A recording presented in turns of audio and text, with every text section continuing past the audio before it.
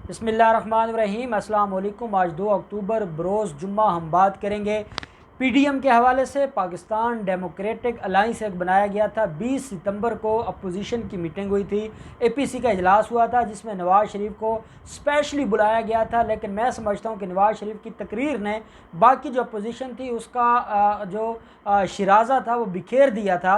और यही बात है कि आज इजलास होना था और इजलास ना हो सका। हालांकि आज सुबह से मीडिया इसको ब्रेकिंग न्यूज़ चला रहा था कि आज पीडीएम का इजलास होना है और आज इनकी मरकज़ी बॉडी बनाई जानी है और आज उसमें डिसाइड होना है कि कौन सदर होगा, कौन सेक्रेटरी होगा और ये भी साथ कौन उसका तर्जमान होगा। और ये भी सारी बातें हम सुनते आए, पूरा दिन हमने ये कहानी हमें मीडिया सुनाता रहा कि आज मरकज़ी कायदीन वीडियो लिंक के ज़रिए इस इजलास में शरीक होंगे। मरियम सफदर भी होंगी, इसके अलावा बिलावल जरदारी भी होंगे, फजल रहमान भी होंगे और बाकी जो क़यादत है वो सारी की सारी मौजूद होगी। आज इजलास क्यों ना हुआ, फजल रहमान कैसे हाथ कर गए पीडीएम और अपोजिशन के साथ, ये मैं आपके साथ शेयर करूंगा। और आखिर पर हम बात करेंगे बिलावल जरदारी ने कोशिश की है दोबारा से अख्तर मेंगल को मैनेज करने की, लेकिन वो अभी तक नाकाम जा रहे हैं। वो क्या वजह है, अख्तर मेंगल क्यों उनके साथ नहीं चल रहे, ये सारी चीज़ें भी मैं आपके साथ आखिर में शेयर करूँगा। पहले मैंने ये दावा किया है और वो दावा ये है कि मौलाना फजल रहमान अपोजिशन से राहें जुदा करने की कोशिश कर रहे हैं। और मौलाना फजल रहमान, आपको याद होगा कि हमें बताया गया और ये मीडिया ने इसके ऊपर बात की और नोटिस हमने देखे, बाद में वो नोटिस वापस हो जाते हैं और वो नैब के नोटिस थे और वो 1 अक्टूबर को तलब किया गया था मौलाना फजल रहमान को नैब पेशावर की तरफ से। मौलाना की फ़ैमिली के ख़िलाफ़ पहले से ही इंक्वायरी पेंडिंग है, आमदन से ज़्यादा असासाजात केस में इंक्वायरी चल रही है और उसमें जो असल काम था वो मौलाना की तलबी थी। मौलाना का फ्रंट मैन मूसा खान गिरफ़्तार हो चुका है जो कि डेरा इस्माइल खान की एक तहसील का अमीर है और उसका बेटा सेक्रेटरी है मौलाना फजल रहमान का। और वो मौलाना फजल रहमान के ही बेनामी अकाउंट्स को रन करते थे और वो जायदादें उनके नाम थी। वो अभी तक नैब की तहवील में है। जब से नवाज़ शरीफ ने तकरीर की और नवाज़ शरीफ की तकरीर के बाद मुझे ये लगता है कि मौलाना फजल रहमान ने इदारों के पाँव पकड़े हैं। जब उनको नोटिस का गया है कि आपके ख़िलाफ़ नोटिस जारी हुए हैं तो मौलाना, क्योंकि मौलाना के नाम जो प्रॉपर्टीज़ हैं, मौलाना के नाम तो पूरी मार्केट्स हैं, वो कोयटा हो, वो डेरा इस्माइल खान हो, वो पेशावर हो, वो इस्लामाबाद हो, पूरी मार्केट्स के मालिक हैं मौलाना साहब। और वो जो सारी चीज़ें थी, जब मौलाना फजल रहमान को ये नज़र आया और मौलाना फजल रहमान ने ये देखा कि ये सारे के सारे जो मामलात हैं ये तो ख़राबी की तरफ जा रहे हैं और ये तो इन्होंने अपनी जान छुड़वा ली है नवाज़ शरीफ ने और ये बैरून मुल्क बैठ कर तकरीरें कर रहे हैं और बैरून मुल्क बैठ कर फ़ौज को गालियाँ दे रहे हैं। और अगर हम इन इजलास में बैठेंगे तो हमारे लिए भी तो यहाँ पे, क्योंकि हमने तो यहाँ रहना है, अब यहाँ से कोई और तो बाहर जा नहीं सकता। और इसके ऊपर सुप्रीम कोर्ट का भी वर्डिक्ट आ गया है और इस्लामाबाद हाई कोर्ट की भी डायरेक्शंस आ गई हैं और रिमार्क्स आ गए हैं और वो सारी की सारी चीज़ें भी उसके ऊपर भी सवालात उठाए गए हैं।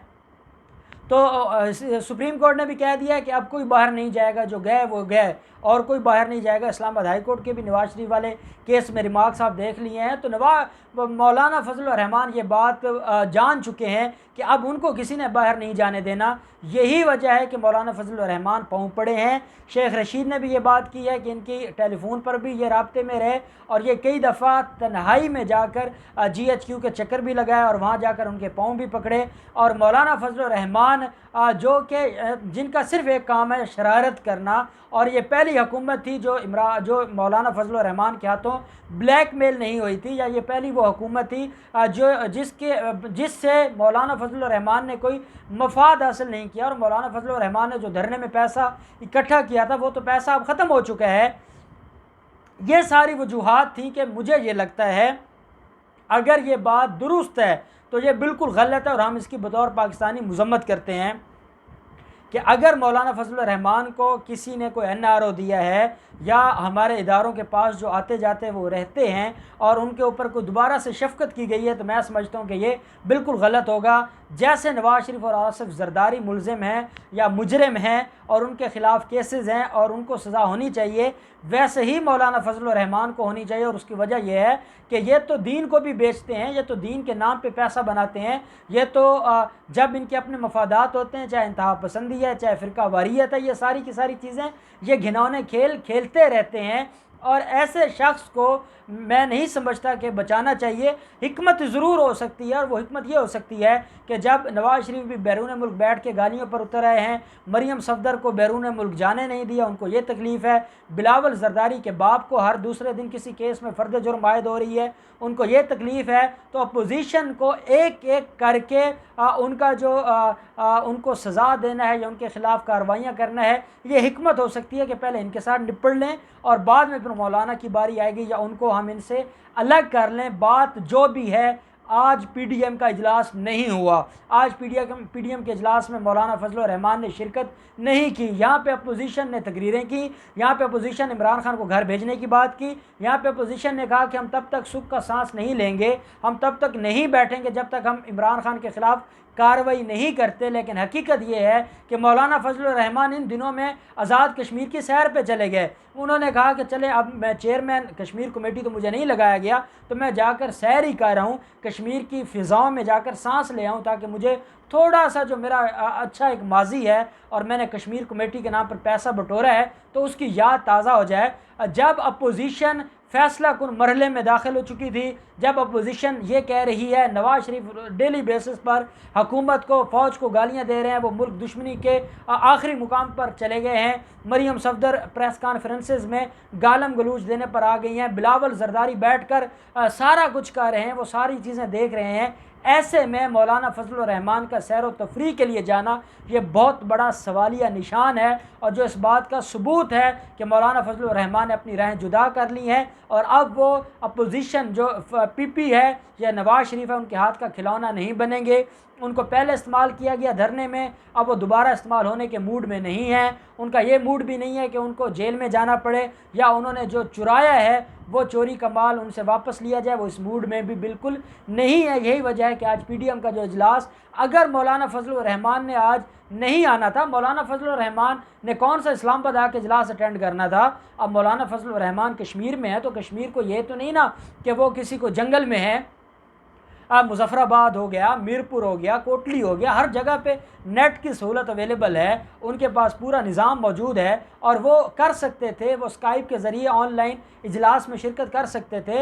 ये जो बहाना है कि अदम दस्तयाबी, ये बहाना ही है, इसमें कोई हकीकत नहीं है। मौलाना फजल रहमान ने आज की मीटिंग में शामिल होने से इनकार किया है। यही वजह है कि आज Pakistan democratic alliance, so called Pakistan democratic alliance की आज मीटिंग नहीं हो सकी। वो मीटिंग आज उनकी मुलतवी हो गई है और अब कल दोबारा के लिए तारीख मीडिया को दी गई है कि कल इजलास होगा, मरकज़ी कायदीन इजलास में आएंगे और वो उसमें ख़िताब करेंगे और मरकज़ी जो क़यादत है पीडीएम की वो डिसाइड की होगी। मैं इस नतीजे पर पहुंचा हूं कि मौलाना फजल रहमान क्योंकि अलग हो चुके हैं और वो मज़ीद कठपुतली नहीं बनना चाहते, और उसके बाद मरियम सफदर और बिलावल जरदारी का आज ज़राए कहते हैं कि आज शाम उनका रब्ता हुआ है और उन्होंने एक दूसरे से ये कहा है कि शहबाज शरीफ अपनी जान बचा के जेल चले गए हैं। शहबाज शरीफ ने कहा है कि बजाय इसके कि मैं इदारों के ख़िलाफ़ खड़ा हूँ या बजाय इसके कि मैं कोई डायरेक्ट इमरान खान के ख़िलाफ़ को मुज़ाहमत की तहरीक में जाऊँ, तो वो उन्होंने कहा जी कि ठीक है, मुझे अब गिरफ़्तारी मेरी होनी है, आज नहीं तो कल गिरफ़्तार तो मैंने होना है। तो वो उन्होंने उनका केस खारिज हुआ और उन्होंने जो गिरफ़्तारी दे दी, और वो शायद अब इस मामले में मज़ीद कुछ अरसा जब उन्होंने वकला को नहीं किया या ये सारी ड्रामेबाजी की है, हकीकत तो ये है कि उन्होंने जेल तो जाना था, उनकी गिरफ़्तारी तो लिखी गई थी। लेकिन कुछ लोग ये भी कहते हैं, उनका भी एक पॉइंट ऑफ व्यू है कि शहबाज शरीफ ये ख़ुद चाहते थे कि वो जेल जाएं, क्योंकि वो नहीं चाहते थे कि वो बाहर रहें और नवाज़ शरीफ की इस कैंपेन का हिस्सा बने या इस तहरीक का हिस्सा बने, और वो डायरेक्टली इदारों के साथ तसादुम में नहीं जाना चाहते थे। और अब मुझे लगता है कि यही मामला मौलाना फजलुर रहमान का है। और आज मरीम और बिलावल की जब बात हुई है तो मरीम ने बिलावल से कहा है कि ये तो हमारी तो अपोजिशन की तहरीक, क्या तहरीक होनी है, ये तो शुरू होने से पहले ही ख़त्म होने वाली है। हमने तो APC में जो डिसाइड किया था, हमारा अख्तल मेंगल हमारे हाथ नहीं आता, जमात इस्लामी हमें नहीं लिफ्ट करवाती। जब से नवाज शरीफ का एजेंडा आया है तो उसके बाद तो नून लीग के खुद 5 अरकान पहले घर चले गए हैं और कई घर जाने के लिए तैयार हैं, कई इमरान खान की तरफ जाने के लिए हाथ जोड़कर मिन्नतें कर रहे हैं और आपको अगले चंद दिनों में ये चीज़ें नज़र आएंगी। बिलावल जरदारी ने कहा है कि आपके जो बाप की तकरीर है उसने अपोजिशन का बेड़ा गर्क किया ही किया है, उसने अपनी पार्टी का भी बेड़ा गर्क किया है। उसकी वजह से शहबाज शरीफ को जेल जाना पड़ा है और जो बाकी लोग हैं जो पाकिस्तान से मोहब्बत करने वाले हैं या पाकिस्तानी इदारों से मोहब्बत करने वाले हैं, जब उनको ये लगा है कि ये सारे के सारे जो मामलात हैं ये ख़राबी की तरफ जा रहे हैं तो उन्होंने भी राहें जुदा कर ली हैं। तो बिलावल जरदारी ने शिकवा किया है मरीम सफदर से कि आप तो अपनी पार्टी नहीं बचा पा रही, आपने क्या अपोजिशन करनी है या हम क्या इनके ख़िलाफ़ जाएंगे। तो मुझे ये लगता है कि अब बिलावल जरदारी भी आहिस्ता आहिस्ता पीछे हो जाएंगे। ये जो मरीम सफदर का बयानिया है या नवाज शरीफ का बयानिया है, इसमें या नवाज शरीफ रह जाएंगे या मरीम सफदर रह जाएंगी और जब तक इनको NRO नहीं मिलता ये इस बयानिए पर कायम रहेंगे। बाकी एक एक करके सारे इनको छोड़ जाएंगे और ये तनहा रह जाएंगे, क्योंकि कोई भी पाकिस्तानी है तो उसके दिल में जो इदारों की मोहब्बत है, जो पाकिस्तान की मोहब्बत है, वो कभी भी कम नहीं हो सकती। आपको यह भी आपके इल्म में है कि अख्तर मेंगल नहीं आए थे APC के इजलास में और उसकी वजह भी आप जानते हैं। तो बिलावल जरदारी ने उनको रिक्वेस्ट करके पिछले दिनों 2 दिन पहले उनको बुलाया हुआ था और उनसे मीटिंग की है। तो अख्तर मेंगल ने कहा है कि पहले तो फिर भी कोई चांस था, अब जब से नवाज शरीफ की आपने तकरीर करवाई है APC में, नवाज शरीफ ने आपके पूरे अपोजिशन के एजेंडे को उसको उन्होंने कैश करवा लिया है और वो पूरे का पूरा उसने हाई जैक कर लिया है अपोजिशन का जो एजेंडा था।